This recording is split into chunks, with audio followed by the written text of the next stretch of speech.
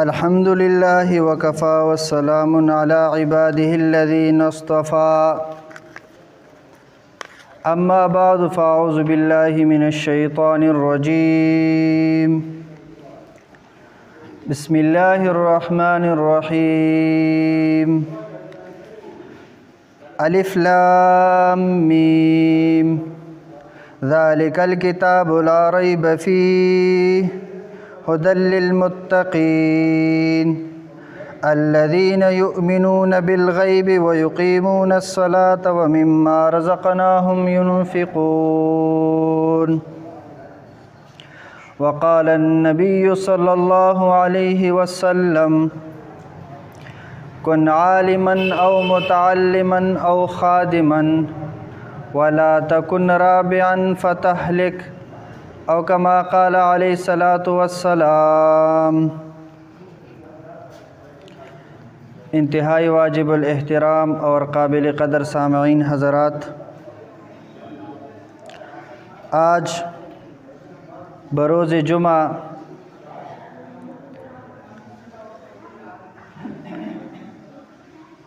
اس جمعے کو جو میرا موضوع ہے وہ ہے فضیلت قرآن۔ سامعین حضرات، دنیا میں بہت سارے سینکڑوں اور ہزاروں ایسی کتابیں ہیں، لیکن اللہ رب العزت نے جو ہمیں کتاب دیا ہے وہ ایک ایسا کتاب ہے کہ ہمیں اس میں دنیا میں بھی فائدہ ملے گا اور آخرت میں بھی ہمیں اس کو فائدہ ہوگا۔ دنیا میں جتنے بھی کتابیں ہیں ان کتابوں کا تعلق ہماری روح کے ساتھ ہے۔ جب تک ہم زندہ ہیں تو اس کا فائدہ ہمیں پہنچتا رہے گا، اور ہمیں اس دنیا کی کتابوں سے چاہے کوئی کتاب بھی ہو، ہمیں کوئی سرکاری نوکری مل جائے گی، کوئی جاب وغیرہ مل جائے گا، ہم اس سے مال کماتے رہیں گے، لیکن جیسے ہمارے بدن سے روح نکل جائے گا تو اس کا تعلق ختم ہو جائے گا، آگے فائدہ نہیں دے گا۔ لیکن جو قرآن اللہ رب العزت نے نبی کریم صلی اللہ علیہ وسلم پر نازل فرمایا وہ ایک ایسا کتاب ہے کہ دنیا میں تو ضرور دے گا، لیکن آخرت میں بھی آپ کے ساتھ نہیں چھوڑے گا جب تک آپ کو جنت تک نہیں لے جائے گا۔ سامعین حضرات، آج کل اگر دیکھا جائے تو ہم نے قرآن کے بدرجے ہم نے دنیا کی کتابوں کو ترجیح دی ہے۔ اگر ہم محنت اپنے بچوں پر کرتے ہیں تو دنیاوی تعلیم پر زیادہ کرتے ہیں، بطریق قرآن مجید کہ اس کو ہم نے اتنی ترجیح نہیں دی۔ دنیاوی تعلیم بھی کرنا چاہیے، یہ نہیں کہ نہ کرنا چاہیے، لیکن اتنا بھی نہ ہو کہ آپ کو اس اللہ رب العزت کے کلام سے جو ہے نا غافل کر دے گا۔ اگر آج کل دیکھا جائے تو ہم اپنے بچوں کے لیے دنیاوی تعلیم کے لیے کیا کیا نہیں کر سکتے۔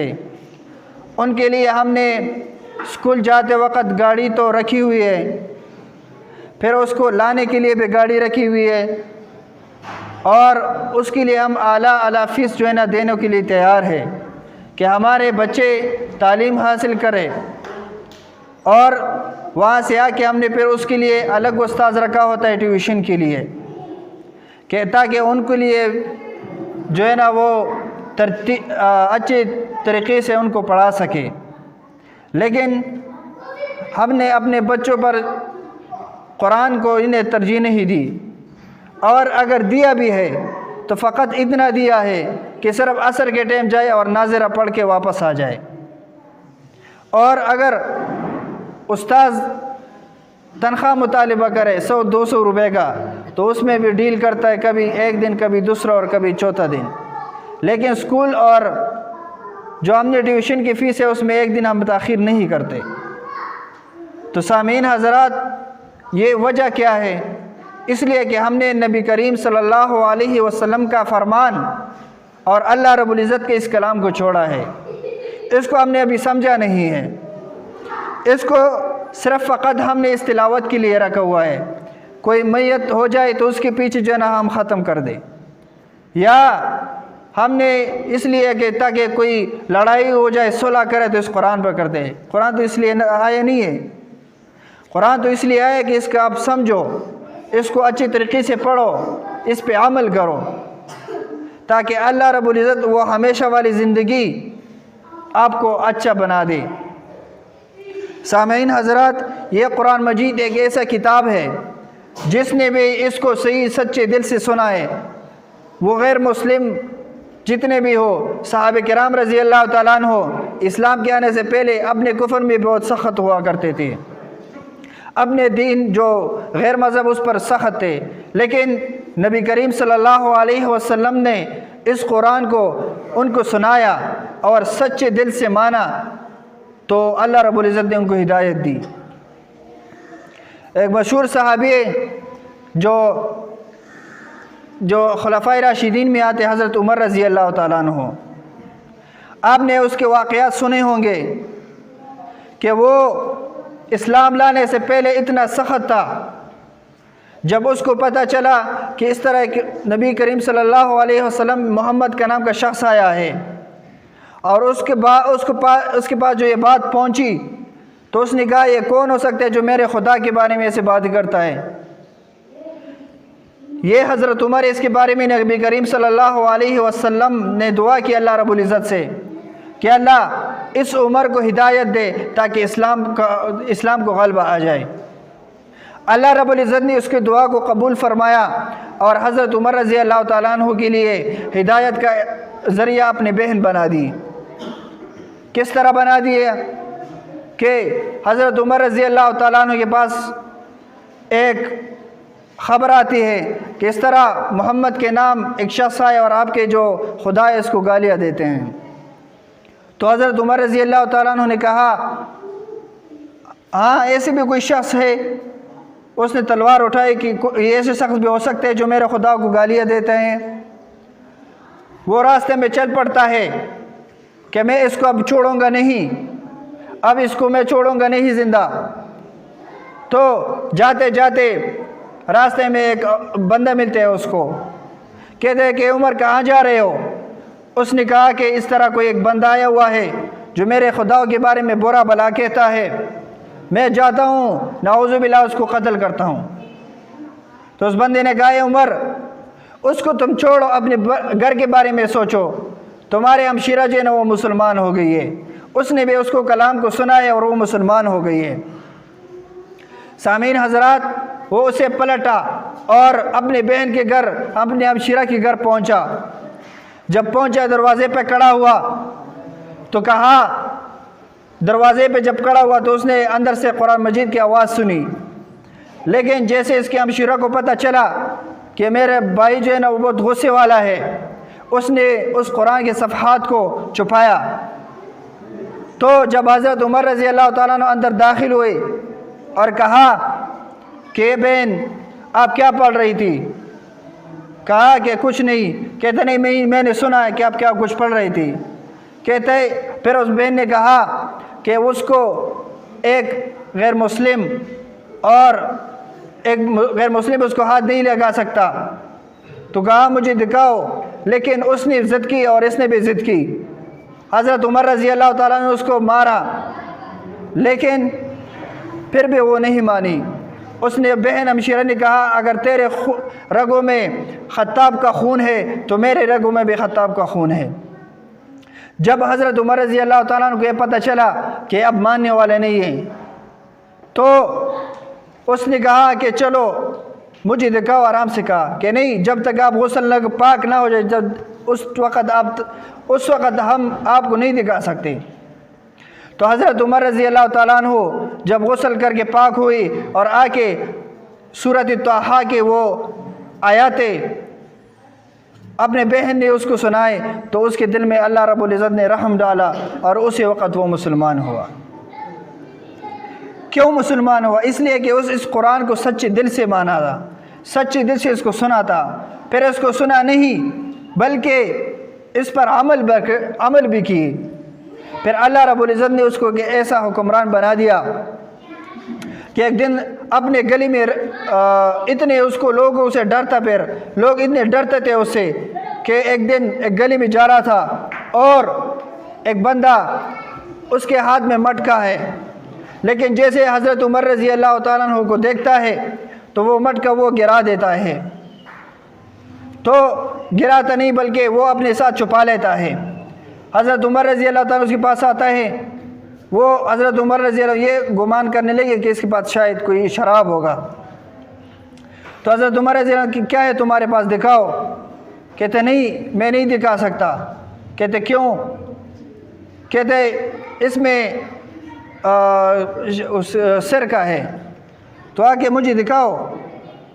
اتنے خوف کی وجہ سے اس بندے نے اللہ رب العزت سے توبہ کی کہ اللہ آج مجھے بچا لے، پھر میں ایسے نہیں کروں گا۔ وہ واقعی میں تھا شراب، وہ بندہ پھر اس بندے نے خود کہا اس میں تھا شراب، لیکن جیسے حضرت عمر رضی اللہ عنہ دکھائے تو وہ واقعی میں سرقہ بن گیا۔ اتنا خوف پھیل گیا حضرت عمر رضی اللہ عنہ کا۔ پھر تو سامعین حضرات، جو حدیث میں نے آپ حضرات کے سامنے پڑھی کہ کن عالماً او متعلماً او خادماً ولا تکن رابعاً فتہلک، پہلا نمبر پر نبی کریم صلی اللہ علیہ وسلم فرماتے ہیں کن عالماً، عالم بن جاؤ، او متعلماً، اگر عالم نہیں بنا تو متعلم بن جاؤ، یعنی سیکھنے والا بن جاؤ، اگر وہ بھی نہیں بنا تو پھر کہتے او خادماً، تیسرے نمبر پر فرمایا کہ تم ان کے خادم بن جاؤ، مطلب ان کے ساتھ امداد کر دو، ہمدردی کرو۔ لیکن اگر یہ بھی نہیں کر سکتے ولا تکن رابعاً فتہلک، کہ چوتھے نمبر پر نہ بنو گے اللہ رب العزت تمہیں ہلاک کر دے گا۔ کیا مطلب یہ ہے کہ چوتھے نمبر ان کی مخالفت نہ کرو۔ دوسری روایت میں آتا ہے کہ پانچویں نمبر پر فرمایا، چھٹی مطلب تیسری چوتھی جگہ پر فرمایا او احباً، یعنی تم اس کے ساتھ محبت کرنے والا بن جاؤ۔ معلم بھی نہیں بن سکتے، متعلم بھی نہیں بن سکتے، اور پھر خادم بھی نہیں بنا، تو چوتھے نمبر پر فرمایا کہ او احباً، ان کے ساتھ تو محبت تو رکھ سکتے ہو نا، بغض تو نہ رکھو۔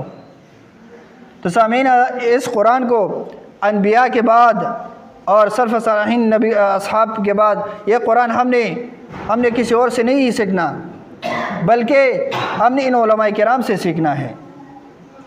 سامعین حضرات، ایک حدیث میں آتا ہے کہ القرآن حجۃ لک و علیک، قرآن تمہارے حق میں گواہ ہوگا یا تمہارے خلاف ہوگا، یعنی قیامت کے دن اللہ رب العزت کے سامنے یہ تمہاری شفا کرے گا یا تمہاری مخالفت کرے گا۔ کس طرح؟ اس حدیث سے یہ بات معلوم ہوتی ہے کہ اس دنیا میں قرآن مجید کی جس نے حقوق ادا کی وہ آخرت میں جو ہے اس کے لیے سفارش کا ذریعہ بنے گا، اور اگر اس کے حقوق کو صحیح ادا نہیں کی قیامت کے دن اس کے لیے مخالفت بنے گا۔ اب قرآن کے حقوق کیا ہیں؟ میں بتا دوں، اس کے 3 حقوق ہیں۔ کون کون سے؟ نمبر 1، اس کو صحیح تجوید سے پڑھنا، ان کے حروف کو صحیح ادا کرنا۔ دوسرے نمبر پر یہ نہیں کہ تلاوت پہ نہیں کہ نہیں، تلاوت پہ ضرور نہیں کہ ملتی ہے، یہ نہ ہو کہ نہیں ملتی، لیکن دوسرے نمبر پر جو اصل ہے اس کو ترجمے اور تفسیر کے ساتھ سمجھنا۔ جب تم اس کو تفسیر اور ترجمے کے ساتھ سمجھو گے تو تب تمہیں صحیح معنی اور صحیح اس قرآن کی فضیلت اور اس کا جو معنی سمجھ میں آئے گا کہ یہ کیوں آیا ہوا ہے ہمارے پاس۔ جب آپ دوسرے نمبر پر عمل کرو گے تو تیسرے نمبر پر یہ بات آئی کہ اس پر جو تیسری نمبر ہے وہ تیسرا اس کا حقوق یہ ہے کہ اس پر عمل کرنا۔ جب آپ نے اس کا تفسیر اور معنی جانا تو خود بخود آپ کے دل میں اللہ رب العزت کا ڈر آیا، تو خود بخود اس پر عمل کرو گے۔ تو سامعین یہ دنیا عارضی دنیا ہے، آنے کا تو ترتیب ہے، پہلے والدین آنے پھر بڑا چھوٹا یہاں تک، لیکن جانے میں